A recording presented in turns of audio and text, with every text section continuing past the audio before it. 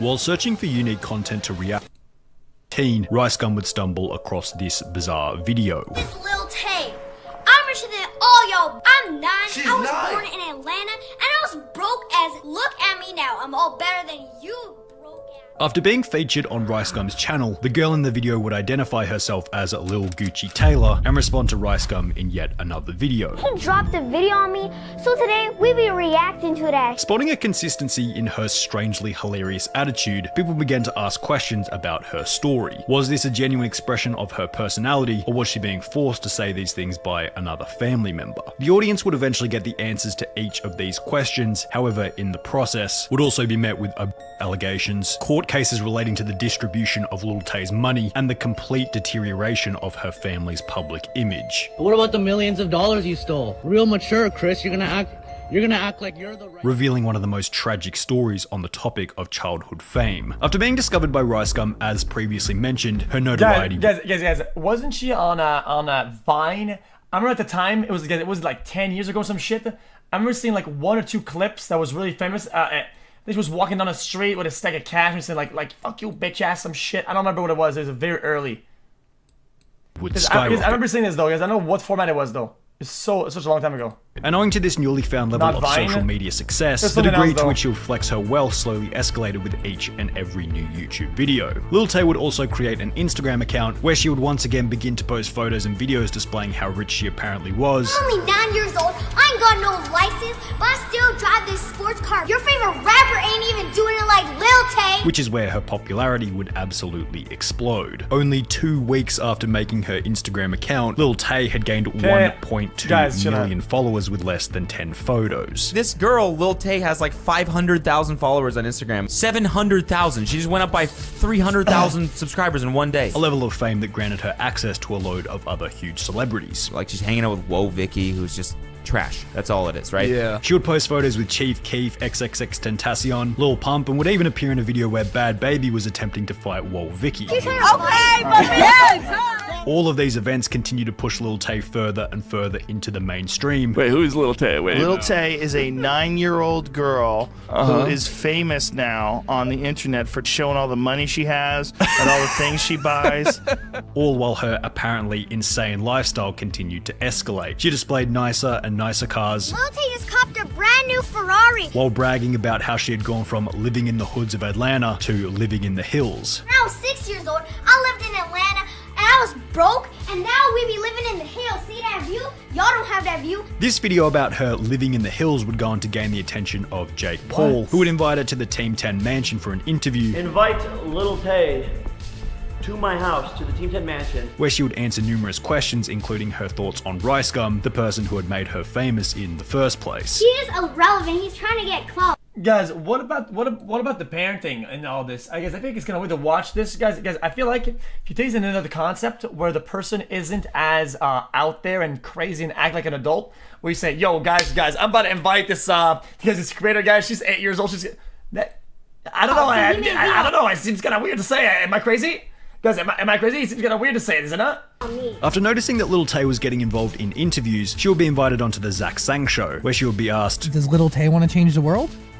I mean, I kind of already did. While once again maintaining the narrative that she was a 9-year-old millionaire. How many cars do you have now? A little over 10. Wow. A little over 10. And how many houses? I mean, why are you even surprised? I'm the youngest flexer of the century. However, understandably, the audience was skeptical at best. How much of this is an act? This could be just some elaborate social experiment or prank of some sort. And I mean, come on. Of course the audience was skeptical. To have a 9-year-old acting this way, saying they used to be broke when they were 6, but they became a millionaire by 9, had to be a total joke. I guess I actually love this. Why do I love this, chat? Because I always say to you guys, the most mainstream guys, they don't see shit through anything, dude. And if they couldn't see shit through this, dude, it just goes to show that, dude, people are so fucking lost. To support this, a lot of the early videos felt forced and acted. Did roll them, milk them, did troll them. I don't give a shit. Do what you have to do, man. Yeah, I support it. I'm sorry. Jake Paul, you can tell that she's trying not to laugh. My house is like way I mean, it's lit and all, but my house is way bigger than yours. Oh, In addition to this, you can see the cameraman and the driver of the car both smiling and laughing behind the camera. One thing was assumed by almost everyone. The whole thing was an act. But there were still so many unanswered questions. Who came up with the idea? How were her parents involved? What was the overall goal of the persona? With such a huge following and so many invested into figuring out the details behind her story, it was only going to be so long before people began to discover the truth. In May 2018, only 5 months into her journey as the youngest flexer of the century, Lil Tay would be exposed for who she really was. Lil Tay's big brother, who's like 16 years old, is the one that is controlling her and telling her what to say. On the 23rd of May 2018, Keemstar will post a tweet stating, Lil Tay being coached what to say by her brother. Sad. Lil Tay be popping on YouTube right now. You're gonna be like more ignorant. While no one was all that surprised to see that it was an act, many were surprised to see the brother being so aggressive while coaching her. Child abuse? Lamaria, this is actually so sad. I feel bad for that little girl. Yo, this poor girl. I always had this suspicion. Others thought that the whole thing was an even deeper conspiracy, being that the video had been leaked deliberately to add more fuel to the fire. Bro, why would this be filmed? What if getting caught was all a part of the plan? Honestly, they could just be doing this now for more attention. This was leaked by Lil Tay. Y'all stupid if you guys fall for this. Whether it was deliberate or not, one thing had been established. The whole thing had been confirmed as an act with her brother involved to some extent, and the news spread like wildfire across YouTube. Surprise, surprise, Lil Tay's internet persona is fake. Wait, guys, I want to get canceled here, chat, but how is that big of a problem? Unless it was done badly, whatever, guys. What? I mean, I don't know, it's like, With Lil Tay's expose being so public, her former friend and fellow it's entertainment. It's entertainment. You making it. Were they really abusive? Does any proof of that? Guys, the brother was 16. Guys, me and my brother used to record absolute fucking dumb shit. It was not abusive. We're just kind of chilling. It wasn't successful, but not, Vicky would post a video titled "The Truth About Lil Tay" and Vicky, where she would confirm that the whole thing was being controlled by her brother. She don't know nothing about flexing. It's her brother that runs her account. It's her brother that tells her what to do, and it's her brother in her ear.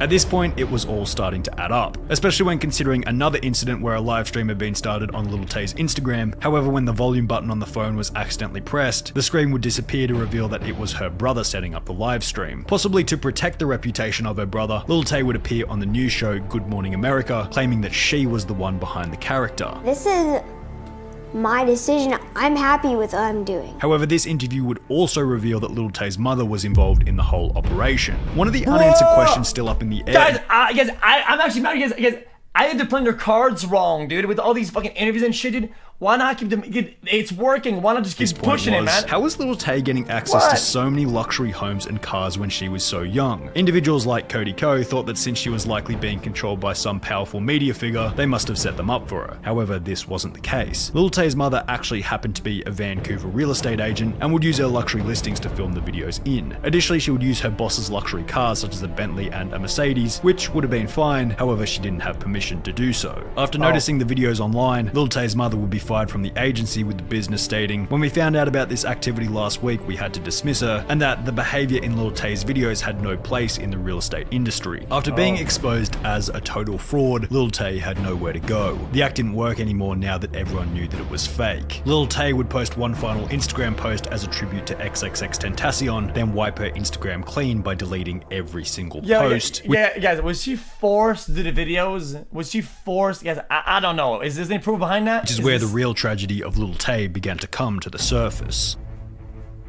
After remaining completely silent for approximately 3 weeks, a story would be posted to the Lil Tay Instagram page saying nothing but the 2 words, "Help me." It had been mentioned that the deletion of every post on Lil Tay's Instagram was the result of a rebranding strategy while she had been staying with a new manager in LA. Lil Tay is currently staying at her new manager's home in Los Angeles. His name is Diomi Cordero, and he deleted all of Tay's Instagram posts because he's planning to completely rebrand her. Was this story stating "Help me" just a new branding method to get people talking about her again? Whether or not it was a deliberate strategy strategy aimed at stirring conspiracy theories, this is exactly what it did. 9-year-old Instagram star Lil Tay deleted everything from Instagram and left a cryptic message. Controversial 9-year-old Instagram star sparks concern after deleting all her social media posts before sharing an eerie message saying "help me." Despite asking for help in the Instagram story, Lil Tay wouldn't provide any context, never actually specifying what it was that she needed help with. This seemed like confirmation that the help message was a publicity stunt, as a help message with no further information is completely useless to anyone reading it. However, 3 months later, Lil Tay would reveal the truth behind why she had posted the "help me" message. On the 22nd of October 2018, a post would show up on the Lil Tay Instagram page stating, "This was Lil Tay the last time she was happy, 2 hours before Christopher John Hope, her abusive absentee father who hasn't been in her life for years, handed her a court order forcing her to go to his home in Canada, in which she was constantly abused by Hope and his wife. He banned her off of social media because he was afraid she would expose the truth to the world, the truth of what he has done and hasn't been punished for. For the past few months, he's been trying to destroy Tay and her mother's life for his own financial gain." In the 3 months between the "help me" message and the allegations, Lil Tay had lost more than 200,000 Instagram followers. Was ratting out her own father a desperate attempt to put her monthly follower count back in the green after realizing that a simple "help me" message wasn't going to cut the mustard? Alternatively, on the more conspiratorial end, what if the dad, who was possibly receiving a share from Lil Tay's fame, was a part of it the whole time and knew that the story would receive more attention if they built a narrative around how she was being abused by him? Well, apparently a narrative? Well, you go to fucking jail for that, man. What? This wasn't the case, as court documents would then be released outlining the legal battle between Lil Tay. You lose custody of your child and you go to fucking jail for this shit. How is that a move or a play? And her father, stating some of the bad things that apparently constituted abuse. However, personally, I think some of the points just show that Lil Tay and her mother didn't actually have that much dirt on the father. Slammed the door on Tay's foot and broke her toenail when she was angry at Tay. Asked Tay to bake for herself and Tay's fingers got burnt. Chris Hope often made Tay watch scary movies. If you ask me, none of these really constitute abuse and could easily be dismissed as accidents, standard childhood experiences, and overly embellished attempts at discrediting the father. Lil Tay's dad would then go on and make a public statement about why he had taken Lil Tay. When my daughter's social media began to go viral this year, I disagreed with most of the social media activity. I took legal steps to stop things which I felt were dangerous to her physical and mental health and to her future. The issue with this whole thing was that every situation could have easily been reinterpreted to fit Lil Tay's narrative. Lil Tay has no money left to pay lawyers for fighting for her freedom. Her father has stolen everything from her. Was this just a dramatic way of saying that the father is taking control over her finances because, hey, maybe it's not the best idea to let a 9-year-old control hundreds of thousands of dollars she likely earned during her short time in the sun? Is forcing Lil Tay to wear broken and ripped shoes and socks to school not just a normal thing for a parent to do? What constitutes broken and ripped? Anything more than a week old, a month old, a year old? Where's the line? When I was in school, it was a status symbol to be wearing shoes that were literally falling apart on the playground. Yeah, dude, there's no shot that at that age you can even I don't know. I don't know. But apparently these days it's abuse to send Lil Tay to school with broken shoes. The father is a lawyer in Vancouver. He doesn't seem to be just some no-name drongo that's trying to leech off his daughter's success. What However, the fuck? I could be wrong. Guys, I've lost the plot. What the fuck isn't happening anymore? Anything more than a week old, a month old, a year old? Where's the line? When I was in school, it was a status symbol to be wearing shoes that were literally falling apart on the playground. But apparently these days, it's abuse to send Lil Tay to school with broken shoes. The father is a lawyer in Vancouver. He doesn't seem to be just some no-name drongo that's trying to leech off his daughter's success. However, I could be wrong with this. Perhaps with a background in law, he's using his knowledge to ensure that he's entitled to a proportion of her earnings. But from his perspective, he stated, everyone else involved in the situation is motivated by money and the possibility of making money off of my daughter. I'm not fighting about money, I'm fighting for my daughter, for her happiness and— Guys, I feel like if his goal was to make money, he wouldn't have started from making a social media thing, because then she would make even more money at even higher rates.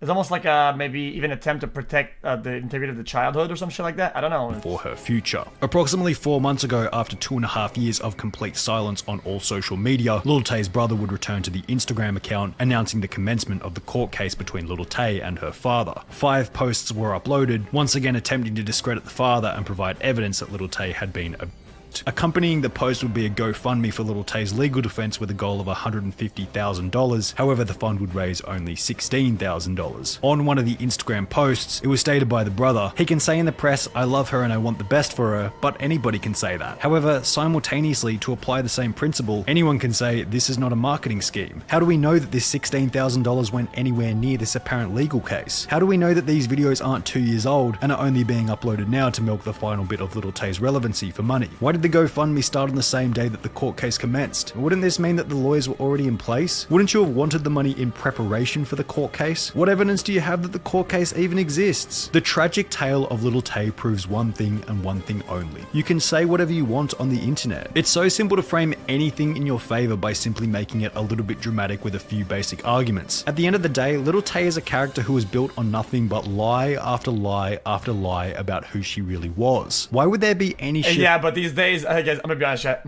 it's all lies anyway, dude. If you can make something funny, entertaining out of it, dude, and entertains me, so be it. I don't really give a shit, to be honest. Lie after lie after lie about who she really was. Why would there be any shift from lying about who she was in every single post to suddenly telling the truth about what was happening in this court case?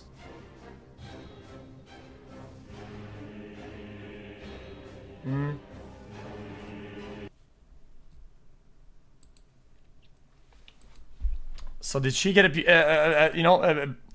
there any abuse by the brother or the dad? It seems like it lacks substance. It seems that there's not like a proof or like messages or receipts. It seems that there's nothing behind it. It seems kind of all kind of made up. You know, this seems kind of weird to me.